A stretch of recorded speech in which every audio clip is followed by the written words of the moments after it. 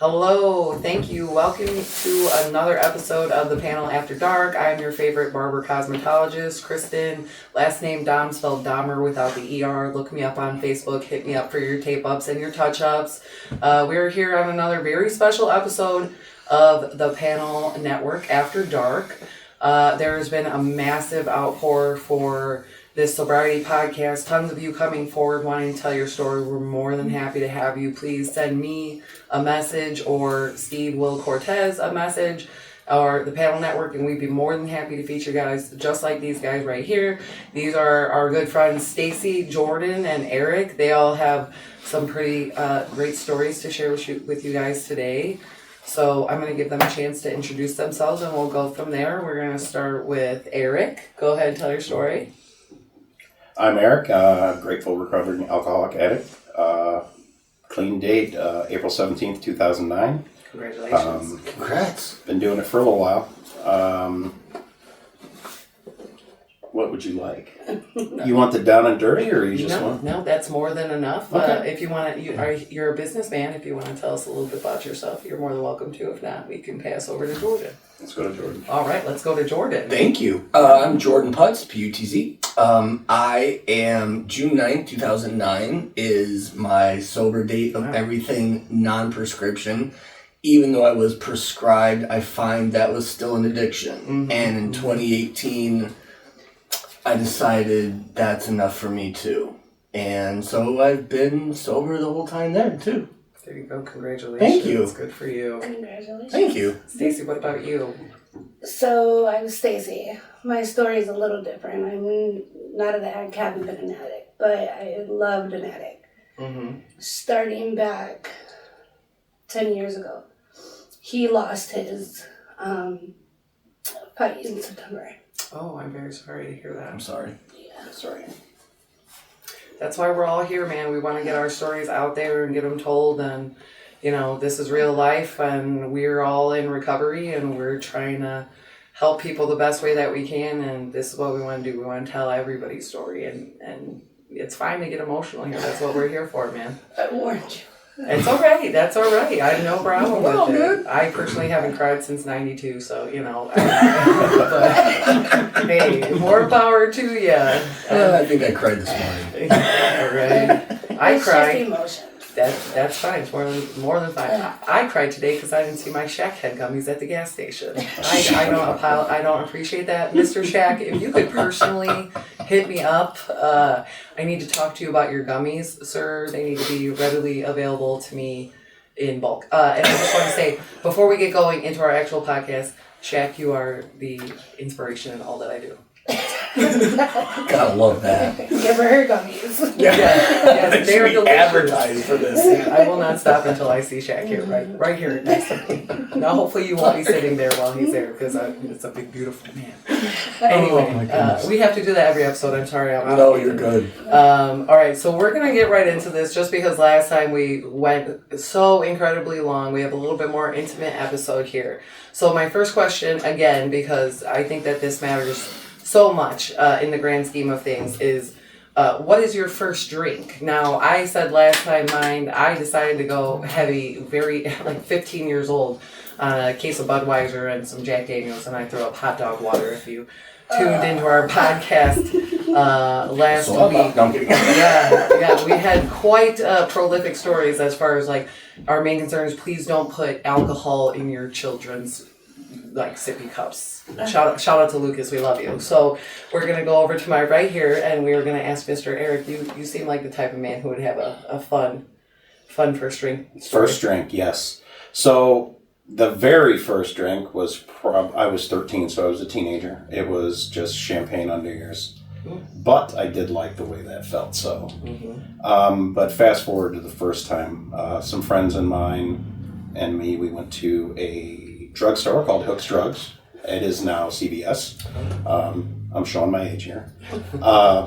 They had very lax security, so it was very easy in our nice big puffer starter jackets back then to cut the inside of the pocket out and stuff a fifth in there. Amazing what you always think of, right? Oh yeah, always. Yeah, right. We are the most ingenious people in the world. I know. That's very true. Yeah, and I drank that entire fifth of Jack Daniels myself. We wandered around the neighborhood, ripped people's mailboxes off, threw their garbage out all over the street, and then when we thought the police officers were after us, I took off running in the woods, and it was like this time of year. It was cold. It was snow on the ground. I remember sliding up and down on a hill for no reason. Mm-hmm. And it took them about an hour to find me. I was having fun. Yeah, I can imagine. Yeah. Went back to a friend's house, and then that's when I realized what alcohol did to you. And of course I said never again, because I was throwing up constantly for hours, passing out on the toilet with my head on the toilet seat. I think I had a bruise right here from hitting the toilet bowl. But I said never again, but that isn't how that works. Yeah. But that was my first drink. It was never again, always. Yeah, I like that quote where they say you're like Dory, where you're like, no alcohol ever again. Ooh, look, booze. Yeah, because that's how it goes, isn't Exactly. it? You know, I've been there so many times where you're just like, nope, throwing up, yep, car crashes, jail, and you're like, never again, and then, yeah, next weekend. Well, vomiting, everything, yeah. The 4 times before that were nice. You know, maybe it'll be like that. What about you, Jordan? Okay, yeah, I'll never forget my first one. Vodka, 2 friends over at my family's house, 13 years old. You know, at that age, you don't know your quality to what you're supposed to drink. So you take a bottle of alcohol and you think the 3 of you can finish a bottle. It was horrifying. Oh my God, it was so bad. I do remember the same thing, throwing up. My dad coming downstairs saying, "It's the spaghetti. I got food poisoning." Oh God, it was not. I was definitely drinking alcohol, right? So it took me a while, but for me, unfortunately, whiskey ended up being that was my thing. But yeah, I'm doing well. So thank you. Yeah, absolutely. Yeah, I think all of us are doing well. And that's Right. great. That's for sure. Thank you. Sitting here today, I just think in my head every day, like, it's all been leading up to this moment. Quote the Beastie Boys, great band, listen. Very much so. It's all been leading up to this moment all right now, right here, my whole life. And I think about that every single day, no matter what I'm doing. I think it's all been leading up to this moment. You know what I mean? I like that a lot. Yeah, I'm full of fun little quotes. I'm like the Dalai Lama. Oh no, I got a journal of the same thing, of pages and pages and pages and pages of beautiful yet random quotes, and they're awesome. Yeah, so I like that a lot. Thank you. Miss Stacy, do you want to tell us about yours? My first drink? Yeah. Sure. I think I was 14, hanging out with 2 friends. Maybe showing my age a little bit, but it was Blue St. Ides malt liquor. Oh, okay. It tasted so good, but it was not good coming up. But we were at a friend's house, and we had another friend that was a little older, and went and got it, and we got drunk. My dad didn't allow me to stay the night at people's houses, so I had to go home drunk, and that was like the worst. So my dad had to go to work, and my room was in the basement, so my goal was to go in and go down. Mm-hmm. And that was it. Well, my dad needed help, so he was calling me. I couldn't even help myself, let alone help him. So I was in the basement drunk, and I'm like, how do I do this? What do I do? Because if he knows, I'm in trouble. You know, I'm grounded. So I go upstairs, and I'm trying my hardest to be sober. Mm-hmm. Trying. It didn't work out for me at all. It's always the worst. You're always like fucked up, and then you're like trying to make a sandwich. You're trying to think you're sober. I can do this, right? No. Nobody knows. Open up the drawer and get the utensils out for the sandwich. Shh.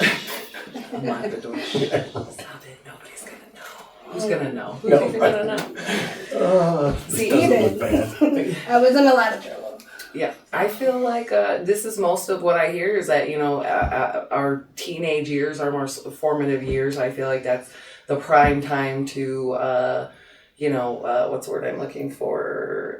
Oh my God, it slipped in, experiment. Prime time to figure yourself experiment. out. Yeah, exactly. And you know what I find nowadays that there's so many younger people that don't want to partake at all. Like I've met so many young people around my journey that have seen what their parents or older siblings, etc., have done, and they just want absolutely no part of it. And for that, I am so proud and so grateful, because I believe that that's the way that the world is supposed to go. You know what I mean? Back to unpopular opinion, prohibition. Well, it goes to one of the things I've said before. I think weed should be more legal than alcohol. Yeah, I totally agree. It's terrifying. What the decisions you make off weed. You're driving. I'm not going 50. I'm going 36. Right. Right. Alcohol. You're at 112. It's bad decisions on alcohol. Absolutely. So much. I've done quite a bit of drunk driving, and it's always like the next day people are like, "How are you alive?" Right. You know what I mean? But then you have weed in the car. You're doing 30 in a 35, and you're like, "Go around! I got Exactly. Yeah. Well, that'll be a different. Wave to the cop at that point. Just like, Oh, might not smell. It's patchouli, officer. It's patchouli. We're definitely going to feature probably more about marijuana down the line. I feel like it is definitely an absolute alliance to sobriety. I know that's also an unpopular opinion, but I feel like there's a lot more good it can do medicinally. Oh, absolutely. Yeah. Pain, anxiety, sleep. Yeah, absolutely. Instead of benzos, opiates, things of that nature, weed has its purposes, and it can very well change a lot of lives. Yeah, in the right way. I agree. Anything from the earth, I agree that it can be used medicinally if in the proper doses. In the right way. Even LSD was originally created for schizophrenia. Psilocybin on mushrooms. Yeah, exactly. Boom. Later date. We'll save that. Let's get to more. We digress. Yeah, exactly. Before we say here, like, we'll have Snoop Dogg. There you go. Yes. I'd love to interview you. I'd be willing to take one of the team and see if I can go J for J. Oh my goodness. Later date. All right, so let's talk about our last drinks. Mine, I got terribly, terribly sick, which I feel like was a just complete act of God smiting me, like, Lord, no, you do not need another drink. And after that was it. I completely had 24 hours of just like the most god-awful neurovirus that ever hit the earth, and I was just, I felt like I was smited, and I was done. And I have not had any compulsion for it whatsoever since, just because, well, besides everything before that was good enough, puking for 12 hours. That was an act of God, Anyway, so, Eric, why don't you tell us about your last drink? I feel like you're being over here quiet, but I feel like you've got a lot to tell. So everybody give Eric your attention. He's a very important man. He saves lives. Last drink, geez. See, after a while of drinking, got married, had a kid, and the drinking was getting me in trouble at home. So that's when I transitioned to, hey, I can take a bunch of Vicodins and I don't smell like I'm drunk. Mm-hmm.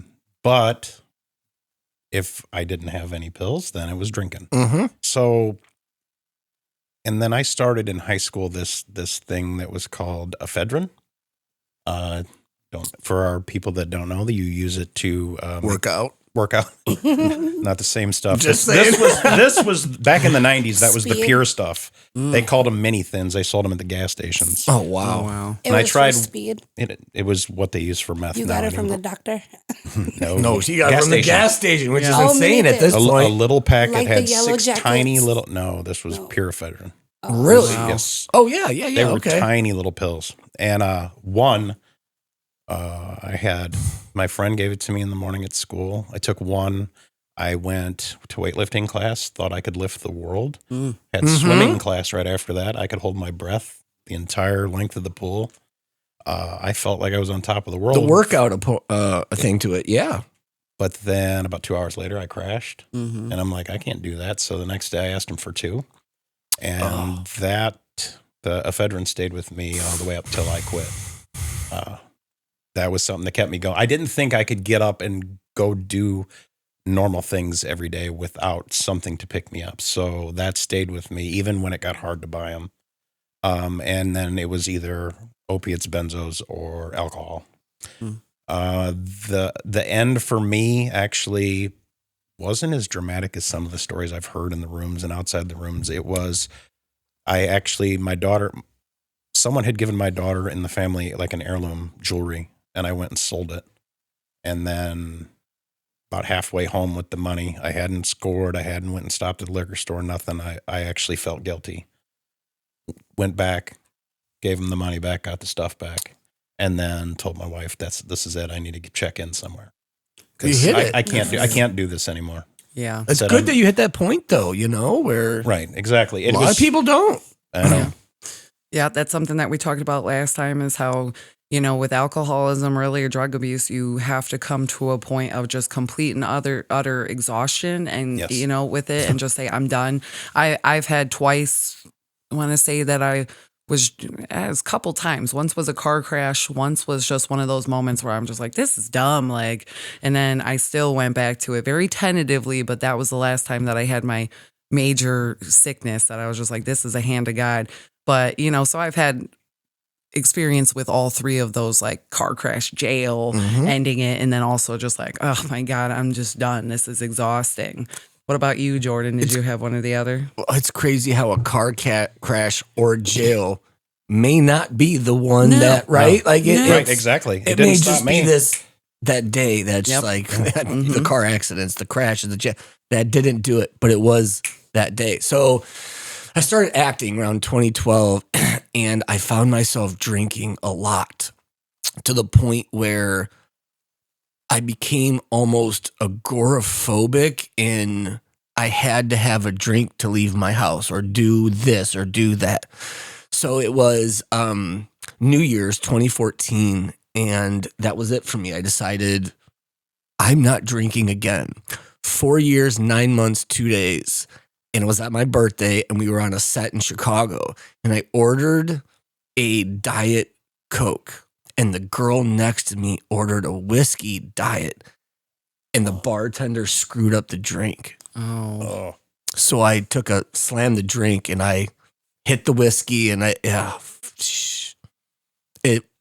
hurt because I had gone almost 5 years and then on an accident. Yeah.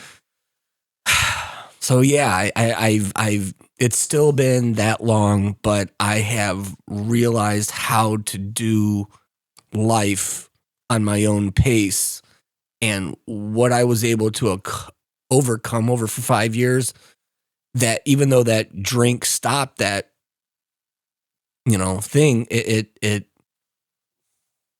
didn't hurt me in the long run of where I could have just gone right back and I screwed this up. Let's keep drinking. Right. No. So I am proud of that part. Yeah. But it's crazy how one little incident like that just blew me away, Mm. the wrong drink. Yeah. Almost as if that was maybe a sign or a exactly. testament, Like a what I mean? test, Yeah, right? Like, yeah. do you go back? Do you continue just drinking every day and do you ruin your life? But I didn't. So, yeah. Oh, no. And you will continue to be tested no matter how long you are sober, no matter what you go through. It's just always continuously going to be a test. I'm one where it's like that first, I live around a lake. So it's like that first good waft of like lake water and that hot breeze. I'm just like, oh, the air is just right for drinking, And then I got to be like, sit on my hands, drive home, love my kid, be a good person. And you just got to stay away from it. Now, are you, Stacey, are you sober then? Yeah. Oh, okay. Absolutely. So all right. Well, then you want to tell us about your last drink? What made me not want to drink was when I was 16. My mom, she asked me what I wanted for my birthday, and I told her I wanted maybe like a half gallon of Bacardi Gold. She said, if you think you could handle that, I'll get it for you. So she went to the liquor store and she got me the Bacardi Gold. She made me drink it straight. We played quarters and we played dice. Mm-hmm. It was just her and I. I got so sick just from drinking that. She was taking shots of water and I thought she was drinking with me. Mm-hmm. But she made me drink by myself. So I drank probably half of it. I thought I had alcohol poisoning. Mm-hmm. Probably But did. I peed the bed. I couldn't get up in the morning. I was puking everywhere. And she said, I bet you won't drink no more. After I felt that, I didn't ever want to feel that again. Yeah. So not that I don't drink. I do occasionally. Like I'm maybe like 3, 4, 5 times a year, depending on my birthday, New Year's Eve, whichever. But that day is what made me not want to pick it up. Yeah, see, that's also very impressive because at such a young age, you could have just hammered in. But you got to be grateful for your mom giving you that opportunity. Like she stayed sober and made you hammered in and you got, and isn't it funny how like we probably have had alcohol poisoning how many times? I remembered it. Southern Comfort for me? No. Right. Gosh. What's funny, my mom used to give us shots of Goldschlager as not the sleeping medicine. Goldschlager. Right. So she would knock us out with that to make us go to bed young. But way back then it was okay. You know? The You whiskey got a on the toothache, gums. there you go. Right. When you're teething. So Yeah. Rub it on your gums. my mom is an addict. So even though she's an alcoholic and an addict, so she lived that lifestyle. So she showed us what not to do. And it's very important what you had said earlier. I have 6 kids. So all 6 of my kids are by the same man that passed away in September. So he was an active addict. And I drill my kids every day. Don't hate him. He was just sick. He's still your dad. But he was showing you for 10 years now what not to do. You seen your dad. Like Yeah. My oldest is 19, so she got to see her dad sober. My youngest is 7. Fortunately, she's never got to meet her dad sober. He had been messed up the entire time that she's been alive, but that was her dad. That's how she knew him and how he operated. Crazy story is we would have made 20 years being together. He passed away September 16th. On September 17th would have been 20 years for us. It's weird how the world works. I'm not mad. I'm hurt about it. Of course. But I know, like, as the mother of his kids and his other half, that I have done everything that I could possibly to help him. Treatment. I learned everything about addiction, his addiction, and how I could care for him and help him get through it. Put myself in some crazy situations. I've went to the dope house, picked him up, put him in the car, drove him to Griffith Police Station, like, help this guy, get him into a rehab today. There's no beds anywhere that I've been calling. He stayed gone 30 days, 60 days, 90 days, come out, and it's just that one more time. That just one more time. Yep.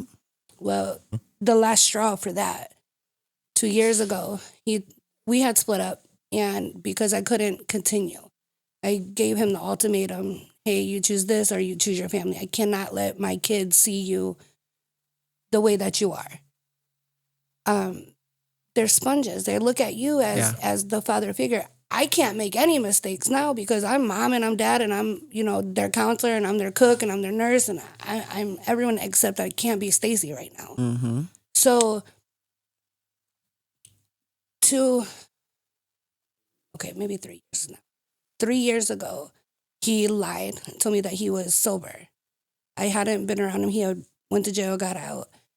I let him back over to watch the kids while I went to work. I come home and my car is gone. And I'm like, he sold my car. Oh my God. So he stole it and sold it to a scrapyard. And I mean, it was a nice car. I paid $13,000 for it. Yeah. He sold it for $700. Oh. Yeah. Wow. So I had no choice but to press charges. Now I said, he's hit rock bottom. And I know it because he stole from me, the mother of his kids. He knew that that's how I got my kids. I had 2 cars, but that was our family car. So I said, this is what he needs. He needs you have to be at that point. in jail because putting him in these treatments and cutting him off and being nice and being mean and being happy and loving him harder and pushing him away, nothing was working. Not working. So he went to jail. He was in there for a year, got out on probation, did good. I stayed away from him for a little while. We had a no contact order. He came over and I was stupid. I was cooking ribs and I needed something to drink. So I told him, can you go give me something to drink? I didn't want to leave. Well, he decided it was a good idea to, instead of go to the gas station, hop on the highway and head to Illinois to get some drugs. He got pulled over before he got there. And I think it was God's way. And it was a sign of, hey, stop, brakes, whatever. So he went to jail. So I look at it like, hey, you stole my car twice, Well, he did these last 8 months in jail and in work release. He got out 2 days after he got out. he decided to take that run one more time, and that run took his life. So it doesn't matter, like you were saying, something, you have to have that one thing where it's just, I don't want it no more. And it has to be you. It can't Yes, be anybody else 100%. around you. It's not a kid. It's not a parent. It's not You a have to sister. want it. So 10 years of pushing and trying and me driving myself crazy to try to help him. When we split, we had that conversation nobody wants to have, and I sat him at the table and I said, we can't be together anymore. Our family is broken. I tried to fix it. You're not willing. You're taking and taking and taking from us. I don't know what else to do to help you, but as the mother of your kids, I can tell you that I've tried everything, and I think it's fair enough to say, and it's only fair for you and it's fair for me, that we go our separate ways. Mm-hmm. He agreed with that because he knew that he wasn't ready. Had he told me 5, 10, 8 years ago, it would have been great because I would have let him go do him. Yeah, right. And I wouldn't have put the pressure on me and my kids. But I do tell them all the time, don't look at it as you know what not to do and you know what not to accept. Yeah, absolutely. Okay. Yeah. I like to look at that personally as a blessing. I'm in a similar situation. My son's father, he deals with, alcoholism on and off. We're currently in a sober period right now.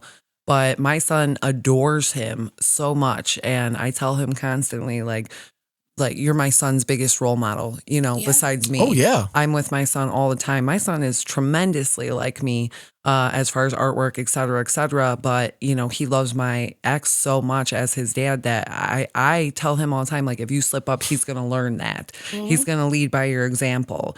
I can only do so much, like you said, being mom, dad, the cook, the clean, and everything like that. But, kids know who their father is. Kids know who their parents are. They love you even on those times when they annoy the shit out of you. Your kids love you more than anything on this earth. And this, I want to be a big part of this is taking care of kids, because my big things is we cannot let the younger generation go the same way. Absolutely. You know what I mean? I agree. Right. And that's, if this reaches one person, one kid, you know what I mean? That's Exactly. going to change their life for their child, just the children first and foremost. You know what I mean? I understand addiction and whatnot, but if you're in a situation where you got kids, 6 kids, if not, it doesn't matter, one kid. If you're in a situation where a kid is watching you, it's time. You know what I mean? Because this is absolutely generational. It is absolutely learned behavior. It is absolutely something that your parents teach you and okay for you. And just because your parents could do it in moderation or behind the table when you're asleep, when you're little, doesn't mean you ain't going to do it out loud. Not only that is not the same. What our parents were doing back then is the stuff now is manufactured by whoever and whatever they want to put in there to call it hydro or call it, whatever they want to call it to make them more higher. You don't know what you're putting. Back then, our parents, they were smoking probably the stuff that they pulled out their backyard. Yeah, not right. stuff they- Right. 12%, THC, not 91. It's like, So what? Regardless, we're leaving pot out of this I'm just conversation. saying, well, you know what I mean? Yeah, Like, still, it's, but even the cocaine in this area Same alone, thing. I know a lot of dead people from shit that was laced with fentanyl. Yeah, oh yeah, absolutely. I'm glad I got out before that. oh, Yes. absolutely. So speaking of rock bottom, you said rock bottom. Now, if we are comfortable, this is one of my questions. Are you comfortable discussing your rock bottom experience? Mine, like I said, I now that I can look back, I would consider my rock bottom to be, I had one day I slipped on some black ice when I was driving home drunk at, I'd say about noon during the day. 2 at noon. I was driving. Yeah, I don't know. Around I don't 3 know. o'clock noon. I don't know. I don't remember. But yeah, I drove. It was bright ass daytime. I could tell you that. And I got on some black ice. It was actually, I think, 3 years ago around this time. And brand new Bronco, beautiful brand new Bronco right off the lot. And I tore it open like a tuna can on a utility pole, smashed my head on the window. I had a concussion, was dealing with blackout episodes for about a month, my poor grandma. And then my ex, who, we've been through hell and back, threw my ass in jail. And and kicked me out of my house. And yeah, I went to jail, and that was the first time I was ever in jail. So I was kind of excited because I was like, I'm on an adventure. And I put my wrists up like this. I said, come on, and then actually a fun fact, you can look up my mugshot. I look adorable. But, fucked up my car, got divorced, ended up back in my grandma's house. Shout out to my grandma. She's my inspiration besides Shaq. So that is my rock bottom. That's where I should have been like, nah, I'm good. I still went back to drinking. My next rock bottom was, I don't want to talk about that.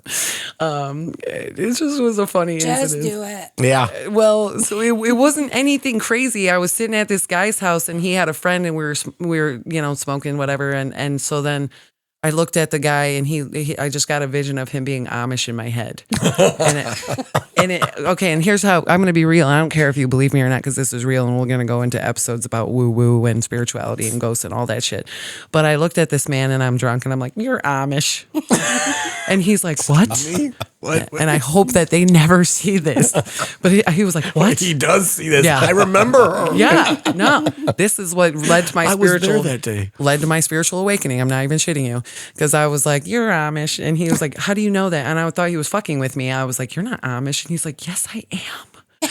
And he was like, he said he was born Amish, raised Amish, and then he did the Rumspringer thing or whatever, and just decided he wasn't going to be Amish anymore. But I was like, "You're an Amish man," and it freaked him out so bad that I knew that he was Amish, and it freaked me out. I was like, I gotta go, and that's the beginning. I was like, maybe there is more to creepy shit to me in this than I. It's your feeling, man. Yeah. You got that. Yeah, so that was my big stop. After that, like I said, there was just no hard no tragedy or anything. I was just like, I'm done with this. So we'll start with you. Are you comfortable discussing what you would consider to be your rock bottom, or? Yeah, I kind of touched on that. That was my rock bottom. Yeah, that moment when went to rehab for 30 days and continued my journey after that. I mean, went to meetings and went AA, NA. Did that hardcore for 10 years, Good straight for you. up. Good for you. And then, I don't know, just kind of started getting away from the meetings. Mm-hmm. Not anything personal, just I got tired of hearing, you got to go to a meeting tonight, blah, blah, blah. Yeah. And I'm like, wait a minute. Am I supposed to get clean to keep going to meetings and spread the word? Yes.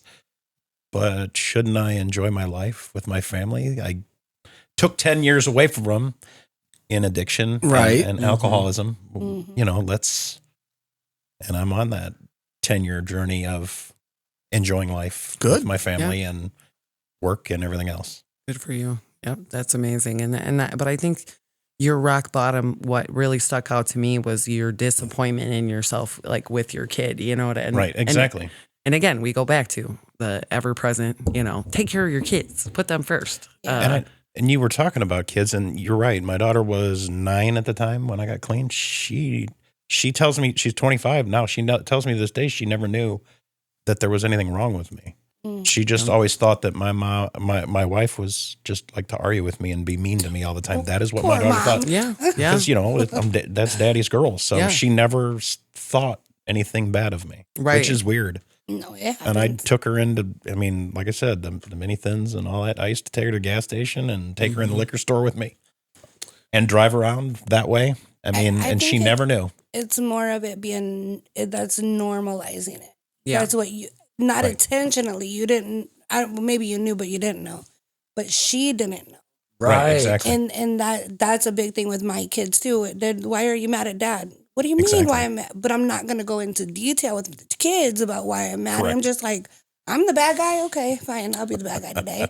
Yeah. And I definitely get that. When he was using funny thing, I didn't know. In the beginning, I did not know because we were together when we were 15. That man didn't even smoke weed. I did. Mm-hmm. He smoked cigarettes and that was it. He didn't drink. He didn't do anything. So coming from somebody that did nothing and was just a hustler, he just made money all the time. I worked. He was a great dad, awesome dad, to being strung out on heroin. How that twist happened, I don't even know to this day, I don't know what caused it. I have ideas, but I would come home from work and my entire house would be spotless. And my yard would be mowed. The kids would be in bed. Dinner, he cooked them dinner. He did my dishes. Everything was fine. I'm like, On paper, you know, it's perfect, right? I love this for us. You know, okay, maybe he got tired of my bitching forever. Like, I don't want to come home from work to a dirty house if you're here with the kids kind of thing. And then it was like some days he would be in bed sleeping all day. And then he would be up and he would be active playing football with the boys outside. Everything was fine. So I didn't even put drugs with him. I did not in the beginning until I found a Xanax in his pocket. I'm like, what is this? You know, what's going on here? Well, he would get so high. He, like, the heroin reversed on him. Some people that do heroin, they not out and they can't function. When he did it, he was like Superman. Yeah. I still don't know. No, opiates did that to me. So when I eat a I would Vicodin, stay up- I would clean my entire the whole house. would and be clean. Everyone Oh, else yeah. passes out. Oh my So gosh. that's how he was. But then he would get so high, he would take his Xanax to come down. And then that's when he would sleep. But then you can't mix an upper with a downer, you're going to blow up your heart, you know? And for a while, I didn't know until I had he lied, told me that it was Advil, and I was dumb, and I believed him because it looked like one. Yeah. Same shape, same everything. Right. And then over time, I'm like, this man used to have a lot of money. You don't have any money anymore. What's going on? And then my jewelry's missing, and then the kids' Xbox is gone, and no one's breaking in the house. So just a lot of different things where it was happening, and I'm like, okay, he has a problem. He had 2 friends, and that's who introduced him to him. His friends passed away. And they were a couple. It was a guy and a girl, and I always told him, like, do you see them two? Thank God I'm not like her because our kids would be fucked. Like, Yeah. absolutely. And he always said, I'm going to get better. I'm going to get better. And Yeah. You reach a point, especially I can vouch that you are just like, someone has to be the responsible one. And a lot of people don't do it. It's the sad thing. A lot of people don't get to that point. Yeah. Correct. Yeah. What about you, Jordan? So non-prescription, I had a party one day and June 9th, 2009, and there's must have been 20 girls there and me and 3 guys. And I find myself in a boat in the middle of the lake while all these people are partying at my house, but only I can fixate on the cocaine, right? And it's like, this is where I'm at, right? And then that's the day that it hit me, right? Like, oh, everyone's partying, everyone's having a great time, bunch of girls, everything. But I'm on this boat with 3 dudes chopping up cocaine while, you know, so no one else can see us. And it's just like, okay, this isn't where I wanted my life to be. So yeah, that was it for me. June 9, 2009. I had a bunch of hernia surgeries and I was prescribed medications. And one day I had a false positive drug test and it said like heroin, cocaine, methamphetamine, MDMA. And I looked at my doctor and I was like, I don't do any of these, let alone all of them. And he said, I'm sorry, we have a 1-strike policy. So I went up to the hospital and I went up to see my other doctor friend and took a hair test, blood test, urine test, all came back negative. But that hit me that, okay, all these things happened. The medications I was on, I really wasn't in the pain anymore. So maybe this is what I call that day for me was my wake up call. It really was. I woke up to the world. It happened to be my 20-year reunion, everything. You know, when those things of escalation of bad, it just starts raining, it pours. That was it. Like so many things went wrong that I was like, all right, maybe this happened for a reason, right? Maybe the false positive, maybe all this.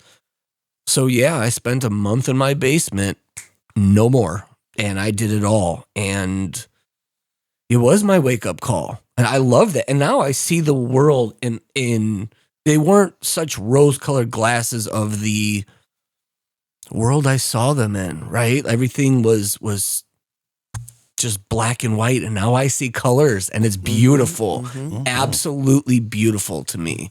It kills me because I think to myself, damn it, I wish I'd have done that 10 years earlier. But you know what? Right, But I exactly. did it. And it could have been 10 years from now or 10 years, whatever. But I'm here. I'm there. I'm happy. And that for me, I love that. I really love that. So yeah. Thank you.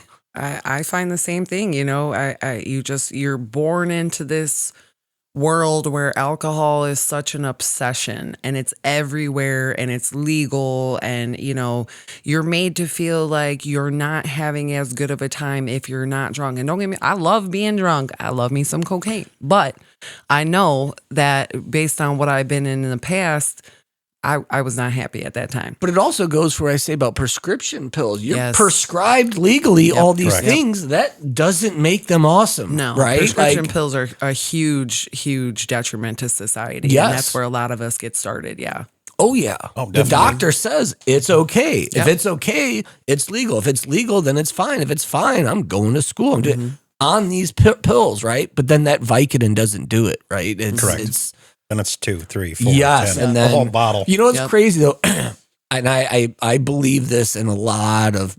I have an addictive personality. We all It do. is right. Yep. So when after like the 4th hernia surgery, they give me the Vicodin, and it's not 60 now; it's 180, and I tell them like, you know, I'm taking 6 a day now, and the doctor's like 2005, 2006, and she tells me, well, there's this new thing called Oxycontin where you only got to take 1 or 2 a day, right? Well, I really give it to myself on this one because I would have 90-day scripts, right? Express scripts. 1 90-day prescription. And I went back to the University of Chicago and I said, this shit is awesome. I got to get off. Like, there's no way I will ever get off this. I have an addictive personality. This isn't going to work for me. All right. Right? Like, so I feel very grateful that I was able to walk up to my doctor and say, oh, this is awesome. Like, nope. Find me something else because I already know in 5 years, 10, 20, this isn't going to work. Like, I will be on this to the day I die. And That's really good self-control. thank you. Yeah. I noticed, like, I 90 days, I no way. This was, so yeah, I find myself to be a lucky one because I know a lot of people who didn't. Yeah, and they definitely push the pharmaceuticals, you know, and that's why things like marijuana and psilocybin mushrooms became illegal. For sure. Yeah, that's why they, I believe, stopped the trials and the testaments of the LSD and things like that. The that they were- microdosing Yes. they could do. Oh yeah, and now they're bringing all that back where they're doing that, and there's absolute proof that things like that are helpful. Yeah, and instead of pushing, oh my God, all this pharmaceutical, it's population control. I'm a firm believer And money. in that. You're talking about trillions. Absolutely. Trillions of Absolutely. dollars, right? Like, Absolutely. They call it the big pharma. Yeah. oh, yeah. That's what it is. Big Absolutely. Pharma, It's they all push that money. because it's so much money. It's population control. You know what I mean? You keep pushing these drugs, they're going to kill somebody. What do they do when they put old people in the home and then they start giving them the morphine? You just give them morphine until they're gone. Look what Oxycontin did, the Sackler family. They paid the $1 billion lawsuit. Why? Because they're making $1 billion a month. Yeah. Right? Well, we'll take the $1 billion on the lawsuit, right? Like, So what's crazy is I work in home health care. One of my clients, she's 82 and she's in a lot of pain and like all she wants to do is smoke weed. That's all she wants to do. But the doctor won't give her a prescription because it's not okay here. legal in Right, right. Indiana. If we were Right. in Illinois or we were in Michigan, it Yep. would be okay. So what they do is give her prescription narcotics for pain medicine. Yep. She says it does not work for me. Right. So it starts with a Tylenol 3. That doesn't work for me. Let me give you a Norco. That doesn't work for me. Now they want to give her morphine. Let her Morphine. smoke a joint. Yeah, absolutely. you know, What is what- so wrong with? I So know. because it's illegal, but it's going to be helpful Mm-hmm. to her, they say no. But then back to The my kid's legal is dad- worse than the illegal. Yeah. Back to my kid's Yeah, dad, absolutely. he's like I again took him everywhere. So he went to methadone clinics. He got on the Suboxone. He did the Subutex. He did the shot. He did all of them things. So the insurance will pay for all of that prescription medication. But if he would have just smoked, I believe, if he would have just smoked, or if they wouldn't pay for him to go to rehab unless he was already detoxed. They had some kind of something with the insurance. He had to be 4 days to 6 days sober. No, I don't care who you are. Heroin's one of the worst drugs to get off of. Absolutely. So withdrawing from heroin is like near death experience for them guys. Yep. How the hell do you expect them to go 4 days with nothing? Yep. And then you want him to get up at 5 o'clock in the morning and go to the clinic to get the methadone to be better. But now he's addicted to the methadone. Yep. And then he can't come off the methadone until he detoxes from that. But then the detox center won't take him until he's 4 days sober. Vicious cycle. It doesn't make sense. Exactly. It doesn't make sense. And that's the whole point. That's why it does make sense, because it doesn't make sense. Because it doesn't. I tried going to rehab a couple times, regional. They wouldn't take me because You have to be sober. correct. So when I finally went, I went up to Ingalls and I took a handful of Xanax, of the ladders, the big ones. Oh, yeah. I mean, I had there was at least 10 in there, and Did I you popped sleep up. for like 5 days? I think so. Yeah. It's a blur. I walked in the door. I told them my story. I told them how many I took. Because it's a hospital, they let me detox in the rehab center downstairs and then put me in. I think that's I wanted to make sure that they were going to keep me. Yeah. Because if they would have sent me out the door, I You would would've used. I would have gotten absolutely. clean. I think it's important for you to detox in a medical. Yep. Oh, Correct. yes. Oh, yeah, 100%. Watch I have you. seen- Yes. Yes, no. I've seen him have seizures. I've seen Oh, him, yes. like Yep. sweat curled up, Yep. like the most, like her. Again, I work in health, so I've seen a lot of things, but I'm like, I could never imagine. I had to take myself and put myself there mentally, like if that was me, what would I do, kind of thing. And then I had to It's terrifying. read a lot. A friend of mine, she has a non-for-profit organization she started for Gary. It's Gary Harm Reduction, which she doesn't push rehab and stuff, but she has the resources for it. She'll tell you if you want to go, but that's where she gave me Narcan. She gave me the fentanyl testing strips, because if they're going to use, they're going to use. Yep. Absolutely. Just use safely, or Yeah. whatever. So I had all of that. I mean, I've saved his life a few times with the things that she had given me, but the resources suck. They absolutely suck. Going to what you guys said, when I was trying to get off pharmaceuticals, it blows my mind. These facilities, right? I had called and Steve Lucas was the one who had just like, hey, you got to call this for this. So I'm calling these places and she's like, well, you're prescribed this medication. You didn't abuse it. So I'm sorry, we can't let you in. And I was like, but the fact is I'm trying to get off of it. So I'm sorry, but it's prescribed by a doctor. You didn't abuse it. So you're gotta stay. That blew my mind. Like, so I'm telling you, I'm trying to get off of the meds, but because it's prescribed by a doctor, even though I can't get it no more, you guys are literally telling me, wipe your hands of that. Like that's not how that's supposed to work at all. Correct. Unfortunately, this is the way that things work in our current state of the Americas. America. Yes. Happy Inauguration Day, by the way. Great. Yeah. 4 years of fun. Today is the 20th. Yeah. Oh, wow. Yeah. Yeah. Moving on before I get in trouble. Hello to my CIA agents, Lloyd and Harry. I know you guys like to listen to me. They're like, when is she going to talk about the Bigfoot and the aliens? We've been hiding them for forever. Let's do this one. So what did you do to get sober? I know you said that you went to rehab, and is that something that you would recommend, or, would you recommend maybe going the AA route or trying to do it yourself, cold turkey, this, that, and the other? So I've seen both sides of it, and I've seen positive results on both sides. So it's hard to say for me, my story. I wanted to be taken out of society and taught, or at least given some tools for recovery in a program that I was away for at least a month. Right. I've seen people do it cold turkey by coming to meetings, and some of them are still clean and sober to this day. But I've also seen people that have gone rehab fail. I've seen them go to rehab multiple times. Yes. So Yes, I mean, I indeed. get it all boils down to what we spoke of earlier, that if you do not want to do it with your heart and soul and everything, if you do not really want to quit, you will not. Yes. I've had tons of people ask me, hey, can you talk to my son? Hey, can you talk to my daughter? Hey, I got this friend. And I tell them, I don't want to be mean, but I'm like, hey, do they really want it? I will talk to them, but if they don't want it, I'm sorry. They're not, I'm not a magician, and I'm not going to make it happen. They have to want it 100% with every fiber in their body. Otherwise, they're not going to get it. And they're going to, and I tell them, they're going to either end up dead or in prison. Yes. That's just, statistically, that's what's going to happen. Yeah, that's a very good point. I struggled with my husband was an alcoholic, and so I struggled with just like everything, like you're saying, of just like, man, I tried to negotiate, I tried to buy my way out, I tried to con my way out, I tried to scream, cry, whatever I can do, and same thing, couple rehabs and stuff like that, and I'm just like, why the fuck isn't this sticking, bro? Like, I don't understand, you know? I'm one of those like cold turkey quitters.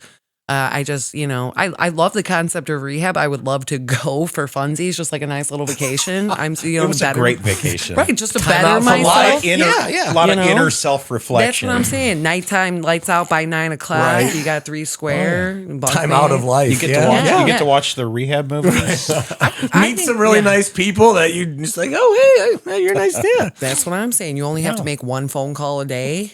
I mean, Your phone's not ringing. sign me up. No, don't. That's terrible. It's jail without the bars. Yeah. Yeah. It's really what it is. Yeah. You get to shower maybe by yourself though. So there's a You get your own shower. You don't get friends. Don't got to be alarmed if you. Well, drop it the depends soap. on what rehab you're at. I mean, some of them you Dude, probably this is true. could This is shower true. with friends if you wanted to. Somebody- Oh my goodness. Some people get their rehabs in Cook County.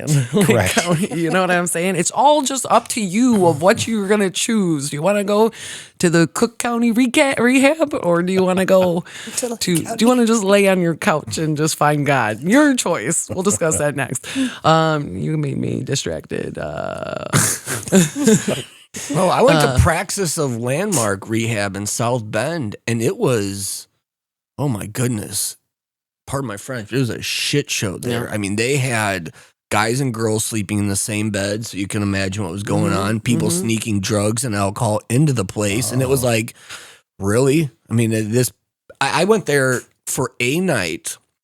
I'll never forget this. I went in and I signed. I had no clothes, anything, and no one told me that it was a 3-week thing. But I went there for a 24-hour evaluation. They kept me against my will for 3 weeks. It was horrifying. Yeah, right? No kidding. At $3,000 a day on my insurance, Wow. right? Yeah, So, yeah. Right. That did it for me. Never did anything after that again because that was horrifying. So I don't know if it worked or didn't work, but A scare tactic. yeah. Oh, yeah. So that's what you did you went to rehab. I did. I was on benzos at that point, and there was the false positive drug test, and my doctor told me I can't give you any. But I've been on it for every day for 17 years. You can't just stop. Yeah, no, Correct. You no, can't, no. right? I tried that 6 days awake, and 911. I have to go. So ambulance came, got me. They took me to the place, and yeah, I mean, in a weird way, it was the worst experience of my life, but it worked. Mhm. It showed me that I am not doing that again. That's good. Good for you. And Thank you. I really think that all of this stuff, I've done a lot of studying of spirituality and whatnot, and I think that there's never just all light. Things happen for a Yes, reason, right? yes. There cannot just be all light. There has to be darkness. There has to be balance in it, and you have to go. I take that highly into consideration. You have to go through dark in order to get light. It's always darkest before the dawn. Yes, thank you. Yeah, this is very true. And I think that that's a big thing, is just realizing the balance and realizing that you don't need to hit a bottle or a pill bottle in order to kind of like cope with that stuff. There's different ways. And I hope that we're proving that to you right now. So let's talk about our biggest struggles with maintaining sobriety. I don't like to think that I have some or any. I mean, I'm sure I do.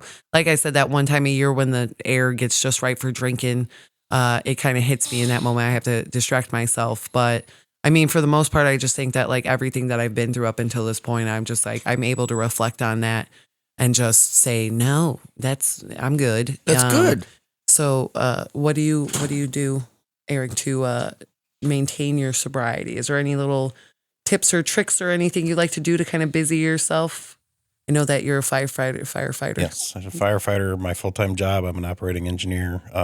Thank you. These were all for your service. Yeah, right. Remember No this problem, face. no Only problem. from any burning if buildings any, you see. and if any fire, EMS, any of your first responders watch this and you need help, Yes. Yeah. you can get a hold of me. Yeah. We and can talk through it. I'm sure that it is very rampant in those kind of areas Oh, with yeah. what you guys see. I've heard from plenty of medical professionals that are just like, man, the things that I see. There's actually out in Portage, there's a medical only rehab where it's just like a whole rehabilitation people who got caught on the job, and then they put them through this rehabilitation center so they don't lose their license. I've been to an AA meeting there. They have open meetings, and I know how rampant that can be. So since for the longest time, it was meetings, at least 3 to 5 a week, and then down to 3, and then 2, and then like I said, I had that where I just figured it's time to use this gift I have been given, the second chance at life, to enjoy life. But it's a phone call away to call my sponsor or anyone that I've met in any of the programs. So if I'm struggling, that's what I would do. And as far as struggles, since 15 years has gone by, and I was really strong into what the program says, and the programs worked for me, Right. And I'm not saying, and I'm not pushing the programs for everybody else, no, we're not because affiliated. everybody can do what they need to do to make it work. Like I said, the only thing I stress is you've got to want it. That's really the biggest thing. But Yes. since I was taught the keys through a 12-step program, it's a lot of self-reflection and learning about yourself. And I've come to terms with all of my problems that I've had in the past, how I started, and where I'm at today. Good for you. So really, I don't have a lot of issues. Now, yes, when someone cracks a beer in the middle of summer and it's hot out and you catch that whiff and you hear that, yes, I do think about it, but that's as far as it goes as a thought. Right. Last July, so to see how strong I have been, last July, I climbed up on the roof real quick, got off the roof, stepped on the ladder slipped, I fell. Broke my pelvis and my elbow. First broken bone in 49 years of my life. So was I scared?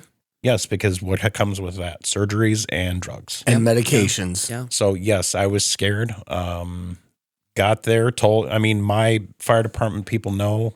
They're the ones that came and picked me up because I fell at my house. They asked if I wanted anything, and they knew I have told them, so they knew that, and I didn't. I didn't really need it right away because of the shock. But by the time I got to the hospital and they started tossing me around, and then x-rays, whatnot, and then they had to transport me to Chicago via ambulance. At that point, when I was ready to go, I'm like, yeah, go ahead. Yeah. But as soon as I got there and got that first 24 hours, I called my sponsor and had a long talk with him. And he just basically said, hey, you don't lose your sobriety when something like that happens. He's like, it's a freebie, enjoy it. But just remember, when you come home, you need to call. Life starts again. If you need to, call me every day. And that's what I'm saying. There are support groups, no matter what support group they are. If you're having issues in life, you can get through them. And you can get through them sober. Did I enjoy it while it happened? Yes. Yeah. But did I, when it was time to stop taking the pills, did I have a problem stopping? No. Good. It was very easy.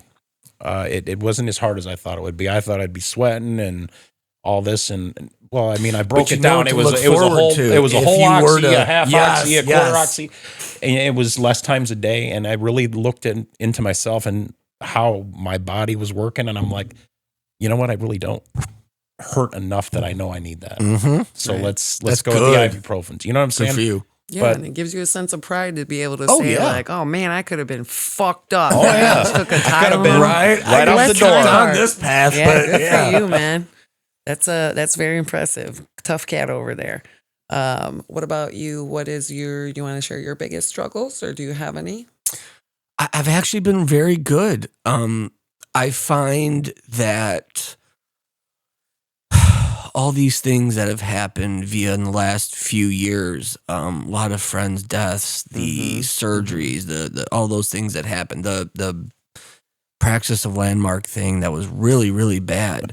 That I realize in my life that any route other way than this route is just gonna be bad, Yeah. you know. And that's a great way to look. Yeah. at it. Thank you, Yes. thank you. 'Cause 100%. it's like I can, if I take that Vicodin or that Oxy, whatever. Okay, I could do that for a day, 2 day, 3. But after that day 3, nope. Right? Because you know you're gonna go 5, and if you do 5, you're gonna do a week. If you do a week, you're gonna do it, and then you're already done. So, And if in the programs that they call that playing the tape forward, and that's what really, it is. Yeah. yeah. So before you do something, think about I where you're going to already know where you it's know going where to you're be going in to go, and that's 72 great. hours. And Exactly. Yep. I think about situations I've been in or situations others have been in, and that I will tell you what, I drive the speed limit and the speed limit only, because I know people who have been popped with, Holden, popped, whatever, and it's just like, then you think about like, well, then I got to mess with the cop. Then I got to go to court. Then I got to pay this. And it's like, I'd rather just do the speed limit and avoid all that shit to begin with. boom.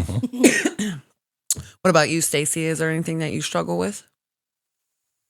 No, you Yeah, just- I think I summed all that up already. yeah. I guess the most struggle that I had was with the kids. Mm-hmm. Mm-hmm. Like not knowing how. First, I didn't know how to help them because I didn't know. I was like high-fiving them, Yeah. like things were cleaning my house. I mean, we had 6 kids. Mm-hmm. There's a lot of things going on. Oh yeah. So it was like, I don't know. I felt like maybe I was enabling him. I had to sit back and talk about self-reflection. I wish he would have done that, but I had to because Yeah. I stepped back like, did I do something? Mm-hmm. Because I'm mom and he's dad. We got these kids. We have our own family. What happened? So that I can try to fix it. But what I know now, if I known then, I wouldn't have went through all that. I'm Hindsight, grateful. though, right? Yeah, I'm grateful because it taught me a lot. Again, my friend, I used to call her. I guess she was like a sponsor for me. And I'm like, Kristen, what do I do? Mm-hmm. I don't know how to help the guy. And I love him. He has to be a dad. Mm-hmm. I don't want him to lose this battle. We have to let him know that he's stronger than what he's going through.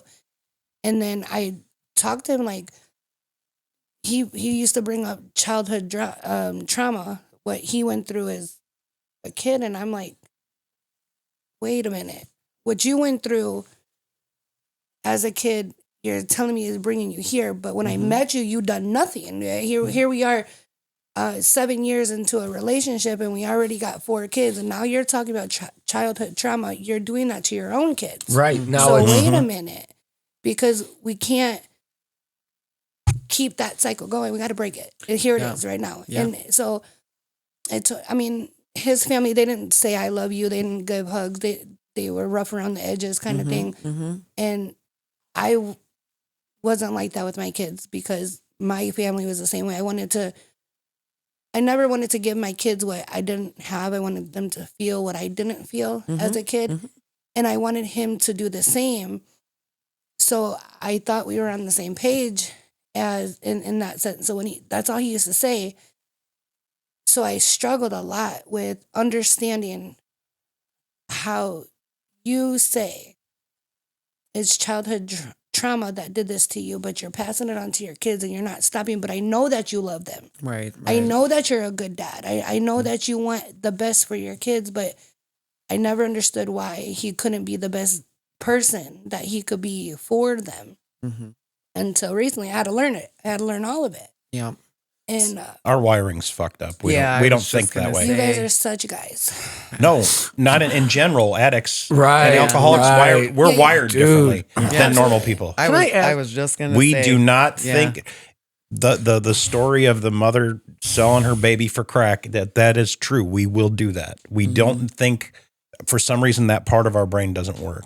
Right. I empathize with you because I've struggled a lot where, it took me a long time to come with the terms that like I have a problem. I was always like, this is a associated problem. You know what I mean? Like, and just being able to reflect and come, to the thought of why, and so here's my theory about this. My theory is that some of us are meant to make it and some of us aren't. And I know that sounds very, very harsh. It's very true. But your ex-husband, for example, losing his life, although it is tragic, there are 7 people, at least immediately, that death will affect. Yeah. Learns from. Yes. Correct. Now, hopefully, by the grace of God, those children will see exactly, ew, I don't want to do that. I don't want to do that to my mom. I don't want to do it to myself. I don't want to do it to my family.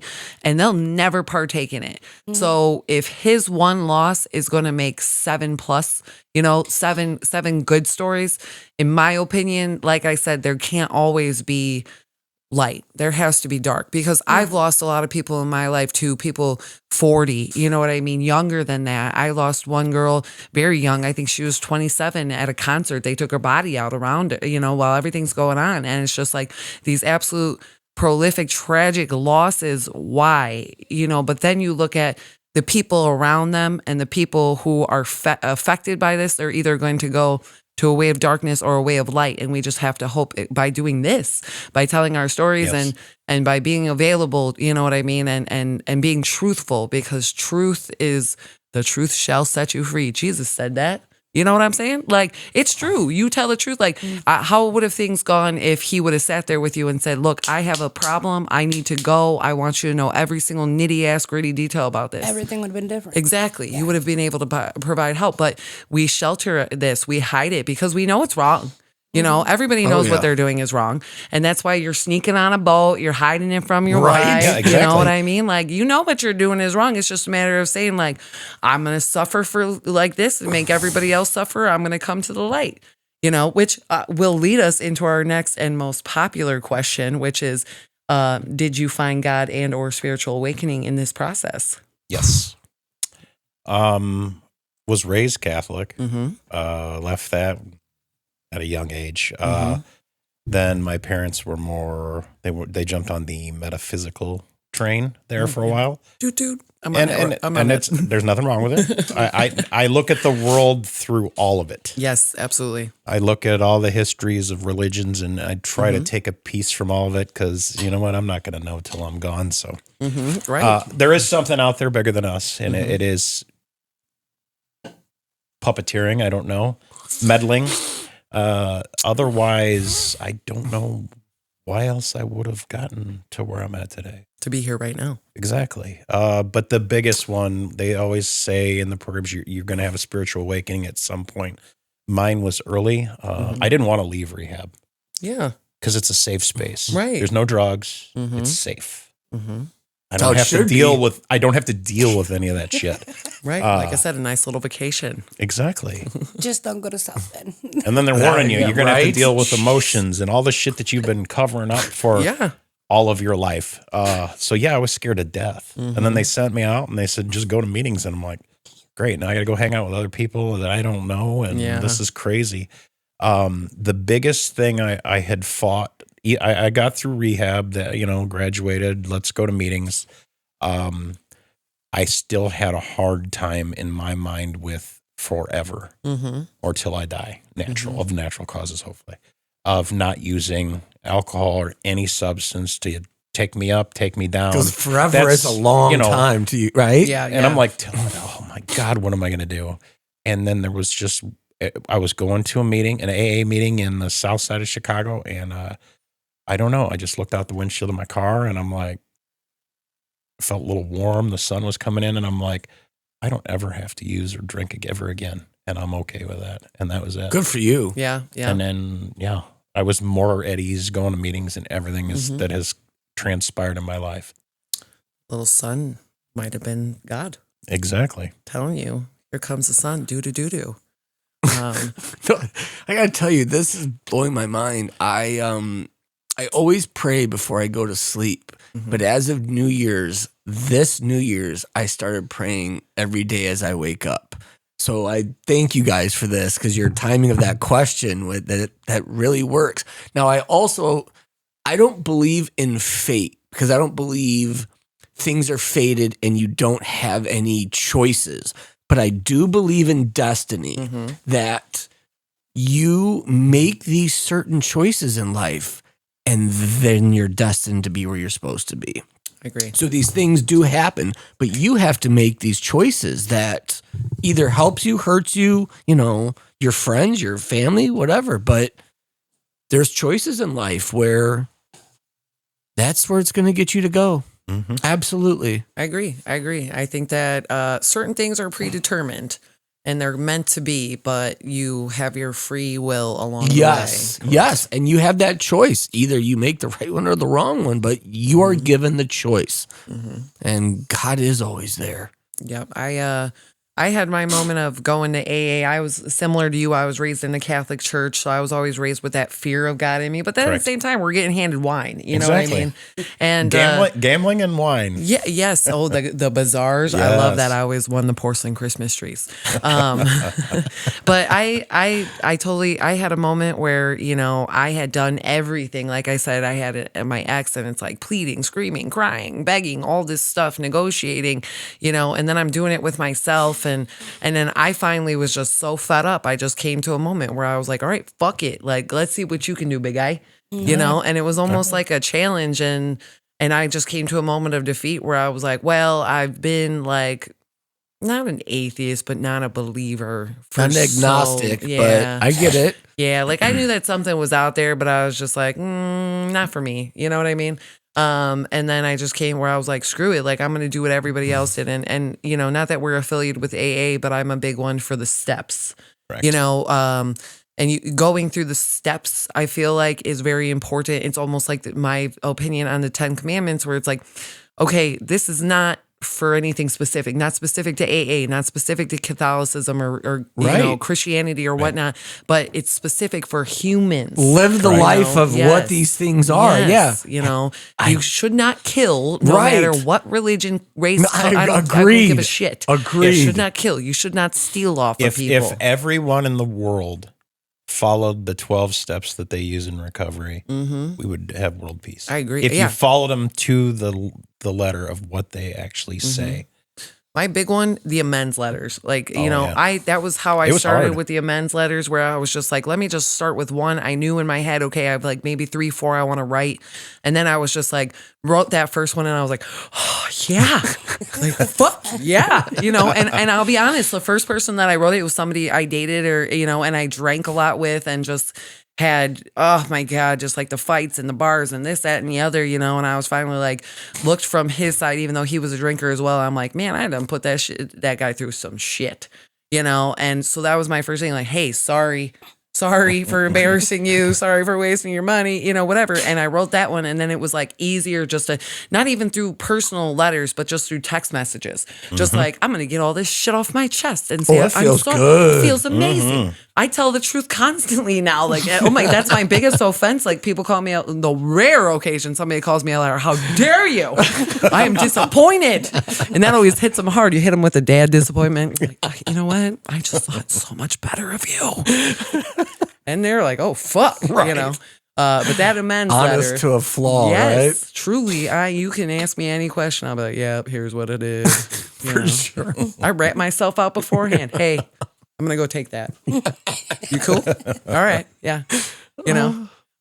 So now I keep losing track of my question. Oh, yeah, the God thing. Yeah, we're on this. You already, so what? Faith and hope. Always got to keep that in you, right? Always got to have faith. Always got to have hope. Oh, yeah. You lose that, then what's the point, right? Yeah. For sure. I mean, it doesn't matter if it's Catholicism, Buddhism, whatever. No. But it's just faith and hope, and there's a higher power, and that's it, right? Exactly. And yourself. Mm-hmm. Yep. One of the guys at the meeting said, I don't give a fuck if you think God is in that chair. It's enough reason. Boom. Exactly. Shout out. Mic drop. Shout out, Roger. We're trying to get you on this show, buddy. Come through. I'll and get you on Shaq, one wherever day. Shaq is. Yeah. Well, maybe he's hanging out with Roger. That'd be even cooler. Yeah, this is our most popular question, is a God question. I feel like it does go hand in hand. You know what I mean? It's like I fought that so hard with AA, where it's like the acceptance of God. No, I'm gonna do anything else, but no, I am on my motherfucking own. I don't care what anyone else says. And then one day I'm like, all right, fuck it. Then you start seeing your synchronizing numbers and shit. Oh, like, my your goodness. conspiracies and whatnot. Oh, And you're like, then the sun comes out when you least expect it, and you're like, shit, maybe I'm not alone. I don't care if you believe in aliens. Something's going on. You want to believe in aliens? That's a higher power. Believe in that. I get the 1111s, man. Oh, yeah. Who's yeah. who's to say the aliens aren't? I got the Right. three. Oh, What's your zodiac? mine. I'm a Virgo. Yeah. But ironically, my birthday is 9283, so my astrological number is 1111. There's only Oh. 13 of those every decade. There you so go. That's meant to be. It is, right? I was born on the 13th, same day as Alfred Hitchcock. That explains a lot. Yes. Okay. Everyone who knows me well is like, yes. I like Yes, it Alfred does. Hitchcock. What about you? What's your zodiac sign, since we're on the Capricorn. question? Oh, yeah. That's no wonder you're very hardworking. I bet you are OCD. You had all your pills. Oh, you have organized. no idea. Color-coded? I collect shit that you have no idea. I collect things that you would collect to collect. Like it's, oh my gosh, yeah. And I find that at Virgo, I have emotions of emotions. Oh, my that it's, God, yeah. I know. Yeah. Virgos are attracted to me in my life. My ex-husband, my son, my best friend, couple boyfriends Really? along the way. Oh, yeah. Well, it's in your birth chart. It so is. Speaking of which, if you know stuff about birth charts and astrology and ghosts and whatnot, want to come through and talk, hit me up. Boom. I want you on the show. We're planning on ghost hunting down the line. Oh, I have an app on my phone, so I Steve can't doesn't wait know for this. this. No, I'm going to get actual EVP. That's No, my we're doing it point. right. Yes. Steve doesn't know this. He's like, what are y'all going to do? A seance in my house? Yes, motherfucker, we are. Get ready. No, you're doing those Ouija boards. I might be out. Like, Don't play it alone. Yeah. All right. Well, so that's the direction that we're going to go in case anyone was interested. We have about a half an hour left. So I don't know. We can talk about some more stuff. This was a good one. What's something that you learned about yourself in the process of your sobriety? That I have been fucked up my entire life, ever since I was a kid. I never wanted to be myself. So class clown, that's basically what it was when I was younger. Mm-hmm. Always getting in trouble, being the center of attention in class because I didn't want to be myself. I wanted to be that person. what someone else And then thought once of I you. got drunk and first time I got fucked up and everybody loved that Eric. Yeah. right. Yeah. The They wanted you fun to be- drunk one, yeah, that is awesome. Mm-hmm. So then I just embraced that and enjoyed being fucked up. So Yeah. You go to the bar, and I can't tell you a time when I wasn't the prettiest girl in the room or the funniest one, and that was true, obviously, but definitely exemplifies it. Where Right.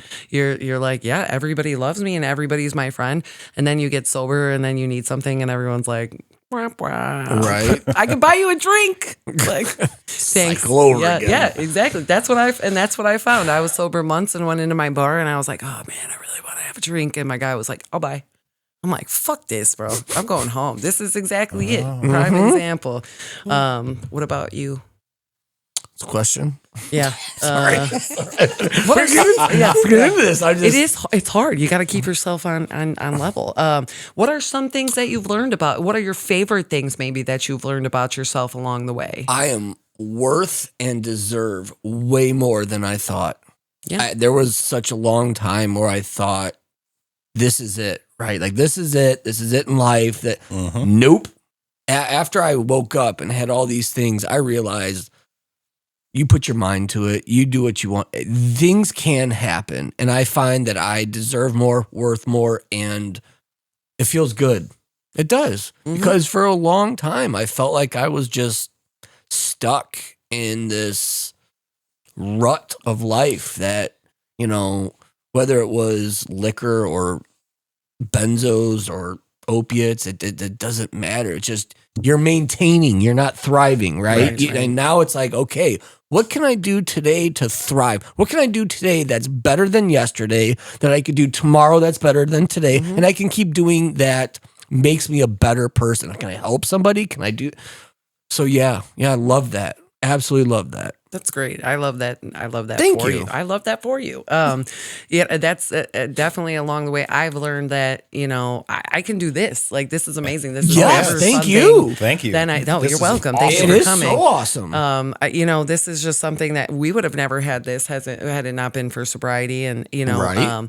my personal favorite thing that I've learned about myself along the way, I'm a great mother. Boom. Wow. When my son, I was always kind of like drinking on and off from the time he was really little. I remember waiting until he was like 4 months old to go to the bar. I'm like, we're impressive, but then I just went back to it. And so for like a lot of my son's life, I was drinking, and I never thought I had a problem. I was one of those like get snocked and then recover, get snocked and then recover. You know what I mean? And like do that like 4 days a week.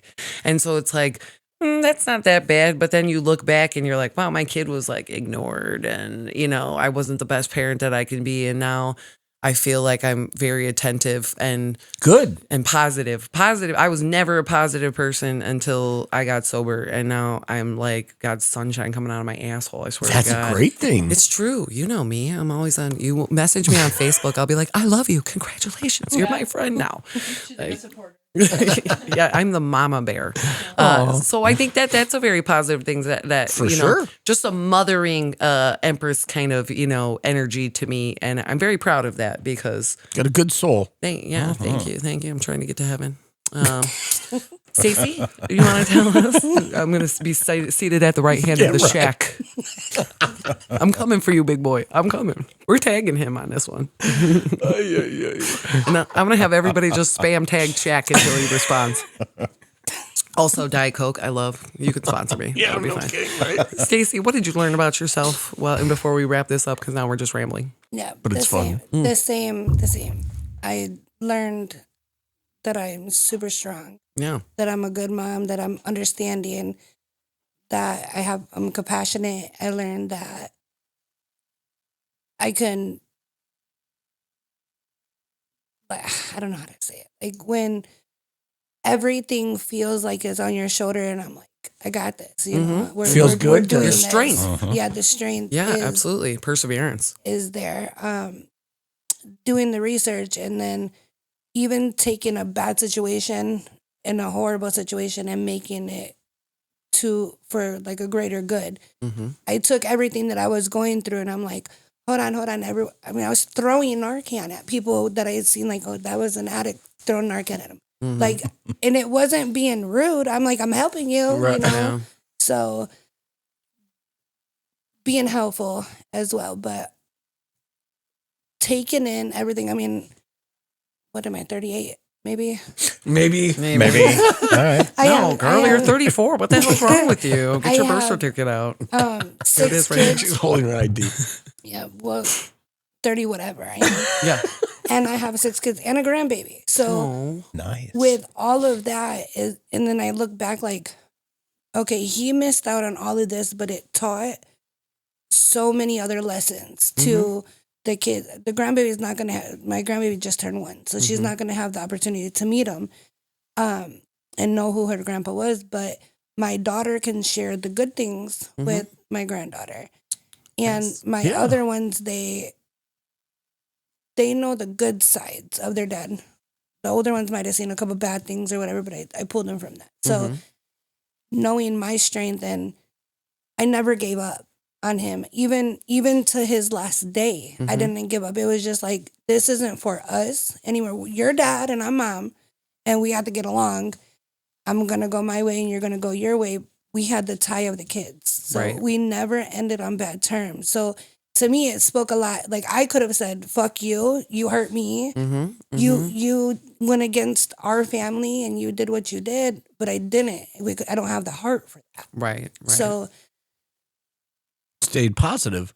through the whole thing, Right. then that's just who I am. But then I just took everything that I went through and I applied it in life. Like, I'm never going to go that route. I'm not going to do this. If I see something that looks fishy next time, I'm saying something like, why are you cleaning my house?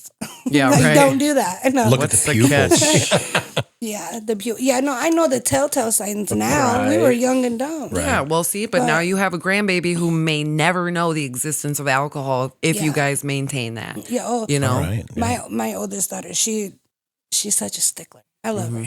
She doesn't drink, like, she's in Vegas right now. But she took an opportunity. She graduated with honors and all of that. She did get pregnant young, which, okay, well, it happens. We have a baby. Yeah.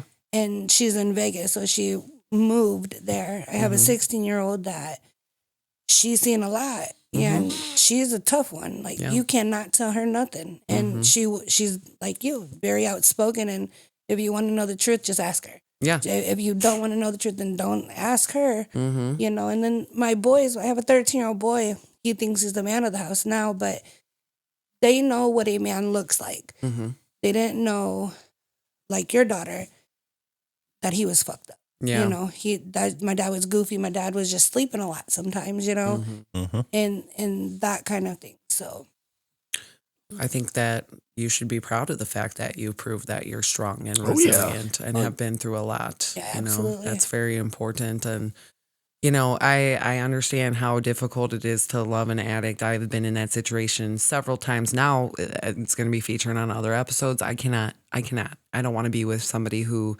drinks or anything like that just because I don't want to tempt myself. But we do put ourselves through hell and back for our addicts and to love them and support them, and there's healthy boundaries also. There's very important. nothing wrong with that. I was, like I told you, I looked at what did we do? What did I do wrong? Did I do something to trigger him to go out there? Is he numbing a feeling that I made him feel?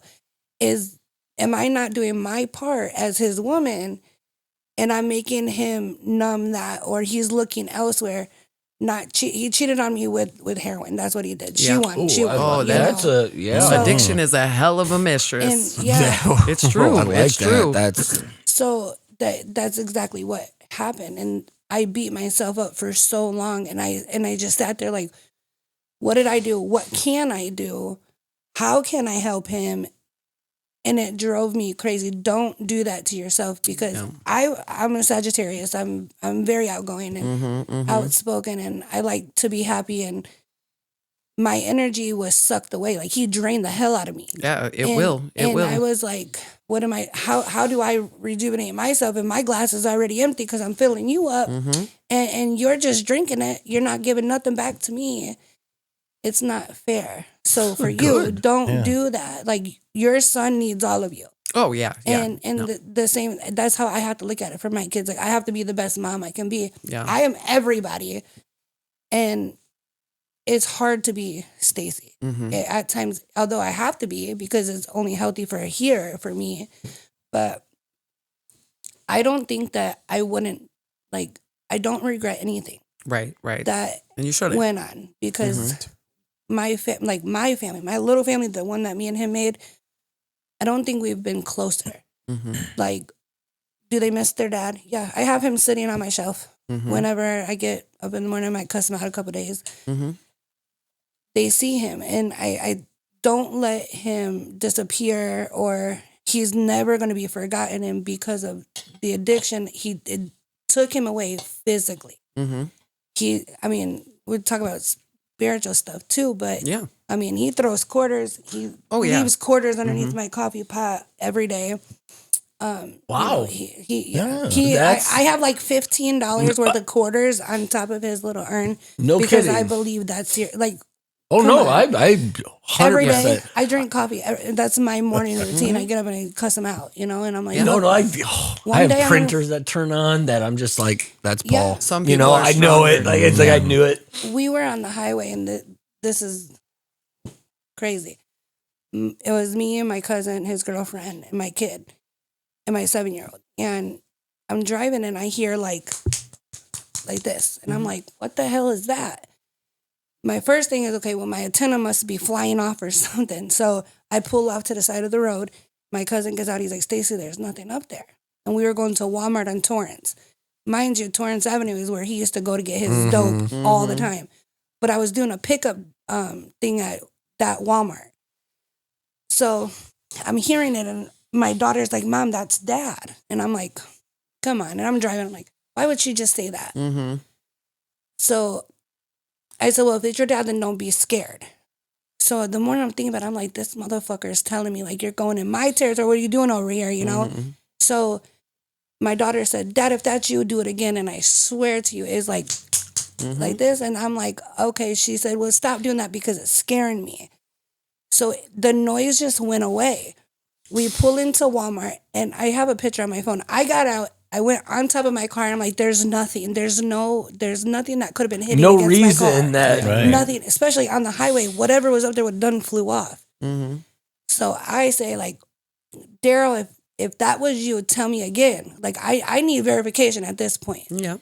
So we get ready to leave.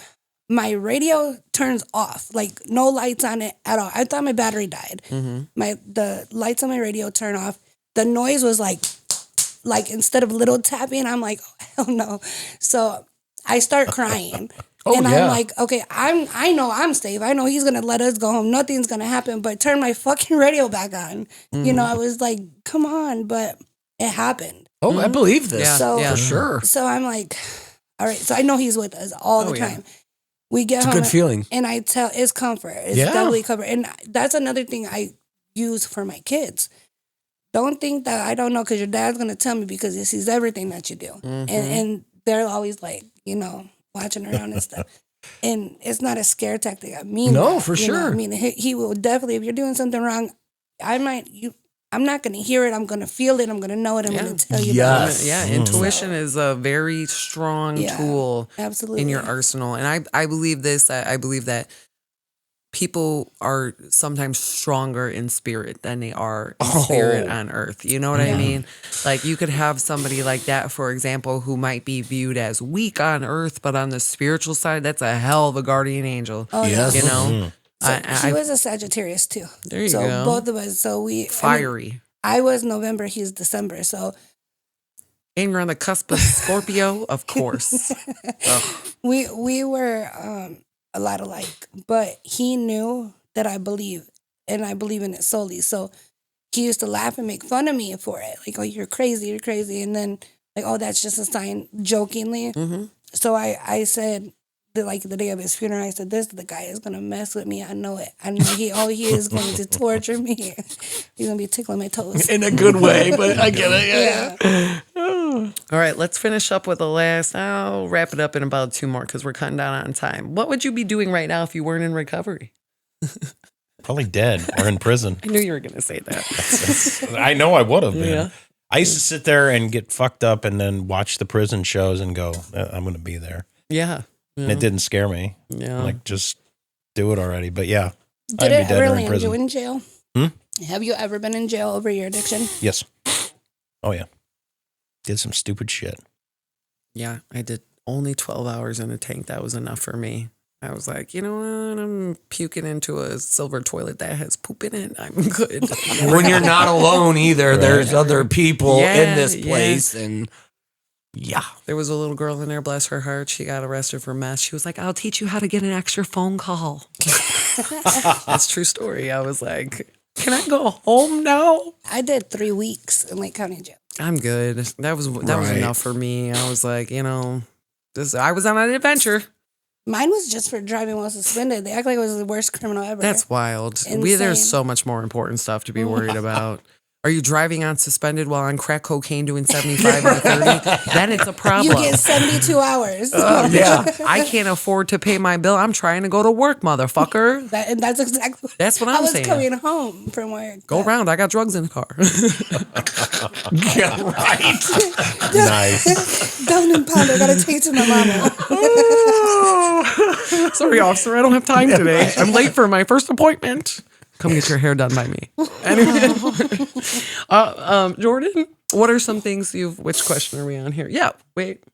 Where would you be today? Yeah, where would you be today? You know what? I don't know where I'd be. I'd be way worse off. I'm not, no kidding, but I am using, and I want to thank you for this because I find that I have used my sobriety as a platform in myself to try and help others. So thank you for this. Yeah. Because I know where I wouldn't be. I wouldn't be here. And that terrifies the hell out of me. But it makes me feel great at the same time. I had the wake up call. I'm doing this. I'm seeing life in colors again. I have relationships. I'm doing everything that I just didn't see possible for a long time. So I don't know exactly where I would be, but I know where I wouldn't be, and I wouldn't be here. So I feel very grateful for that. We're very grateful to have you. We're very Thank grateful you. to have all of you. It's a pleasure to hear your stories and spread the good word and whatnot. Where do you think you'd be?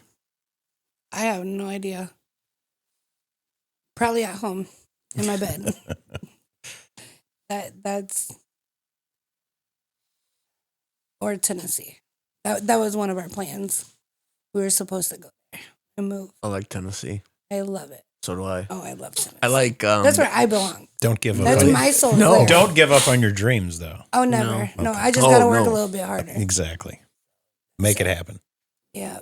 There's nothing out here for me. I- For me.